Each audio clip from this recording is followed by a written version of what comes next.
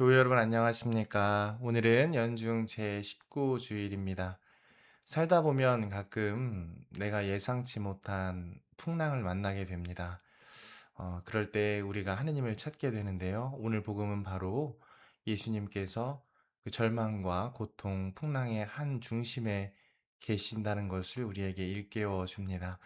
마테오복음 14장 22절에서 33절 함께 묵상하시겠습니다. 성부와 성자와 성령의 이름으로 아멘. 말씀은 바로 내 곁에 있고 내 입에 있고 내 마음에 있다. 주님, 성령의 빛으로 저희 눈을 여시어 주님의 길을 보게 하시고 저희 귀를 여시어 생명의 말씀을 듣게 하소서. 아멘. 성부와 성자와 성령의 이름으로 아멘. 제가 제목을 보면 내 삶의 풍랑 속 생각지도 못한 모습으로 다가오시는 주님 이렇게 지었는데요. 이게 무슨 얘기냐면 풍랑이 있고 예수님이 계신데 내 시선이 풍랑이나 절망, 고통 속에 이렇게 가고 있는가? 아니면 그건 변하지 않지만 내 시선이 예수님께로 가 있는가? 오늘 제 일독서도 그렇습니다. 일독서에 보면 엘리야 연자는 예수님을 어떤 커다란 지진이나 불에서 찾지를 못해요. 그런 것들이 아니라 바로 고요한 바람 속에서 하느님을 만나게 됩니다. 우리의 시선을 어디에 두어야 할지가 오늘 복음의 핵심이지 않을까 싶습니다. 군중이 배불리 먹은 다음 예수님께서는 곧 제자들을 재촉하시어 배를 타고 건너편으로 먼저 가게 하시고 그동안에 당신께서는 군중을 돌려보내셨다. 군중을 돌려보내신 뒤 예수님께서는 따로 기도하시려고 산에 오르셨다. 그리고 저녁 때가 되었는데도 혼자 거기에 계셨다. 배는 이미 무태서 여러 스타디온 떨어져 있었는데 마침 맞바람이 불어 파도에 시달리고 있었다. 예수님께서는 새벽에 호수 위를 걸으시어 그들 쪽으로 가셨다. 제자들은 예수님께서 호수 위를 걸으시는 것을 보고 겁에 질려 유령이다 하며 두려워 소리를 질러댔다. 예수님께서는 곧 그들에게 말씀하셨다. 용기를 내어라. 나다. 두려워하지 마라. 그러자 베드로가 말하였다. 주님, 주님이시거든 저더러 물 위를 걸어오라고 명령하십시오. 예수님께서 오너라 하시자 베드로가 배에서 내려 물 위를 걸어 예수님께 갔다.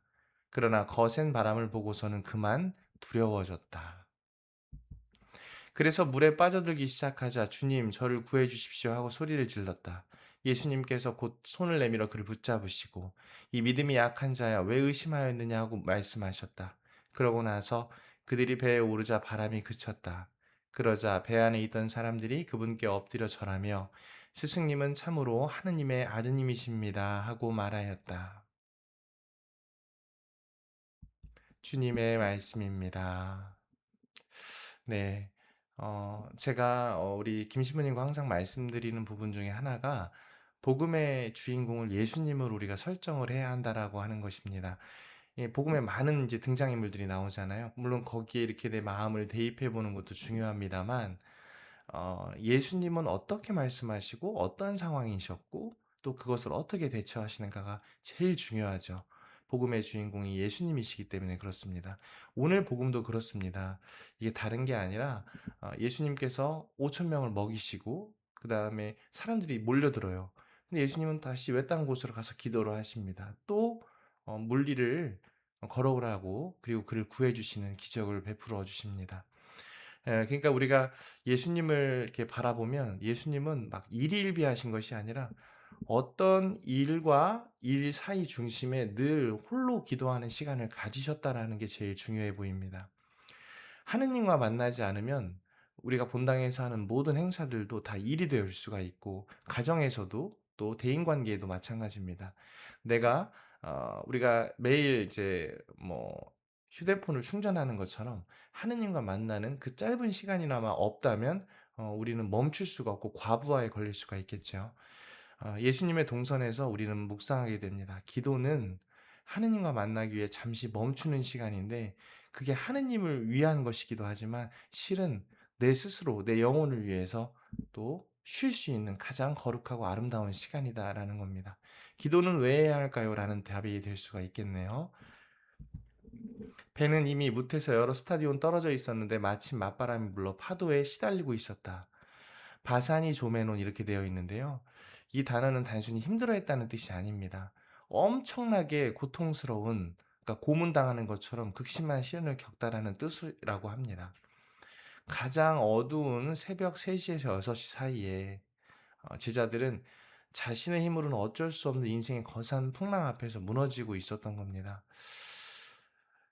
한번 이 부분이 참 저는 좀 너무 와닿았는데, 그런 거죠.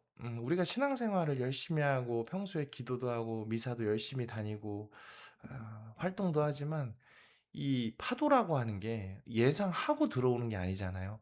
늘 어쩔 수 없이 갑자기 나한테 이런 일이. 예. 이게 내일이 아닐 때는 상관없지만 이게 내일일 때는 정말 신앙이 흔들릴 수가 있습니다. 이 장면이 바로 신앙에 종종 좌절하고 무너지고 또 회의감을 갖는 우리들의 모습일 수가 있습니다. 인간은 누구나 지난주에도 말씀드렸지만 실존적 위기와 고통을 겪습니다. 그런데 우리 공동체가, 내가 세상 사람들과 세상과 다른 것은 나를 지으시고 내신 창조주 하느님께 그걸 가지고 기도할 수 있다라는 점이죠. 달라요. 세상 사람들은 다른 것에서 위안을 받을지 모르겠습니다. 그런데 우리는 위안받을 곳이 명확해요. 명료하죠. 하느님 한 분뿐이십니다. 고통과 파도를 가지고 기도할 수 있는 사람들, 그게 바로 우리라고 하는 것입니다. 인간은 모두가 다 똑같이 고통과 위기를 겪지만 우리가 다른 것은 바로 의지할 대상이 분명히 계신다. 바로 삼위일체 하느님이시라는 겁니다. 그러니까 물에 이제 빠져들기 시작하자 주님 저를 구해 주십시오 하고 소리를 지릅니다. 근데 예수님이 믿음이 약한 자야 왜 의심하였느냐?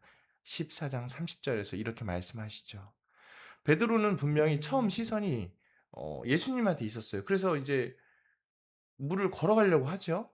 근데 용기를 내서 걷고 있는데 이 시선이 이제 예수님만 보면 좋겠는데 파도가 막 불기 시작하니까 발끝을 본 거예요. 그러면서 물에 빠져들기 시작합니다.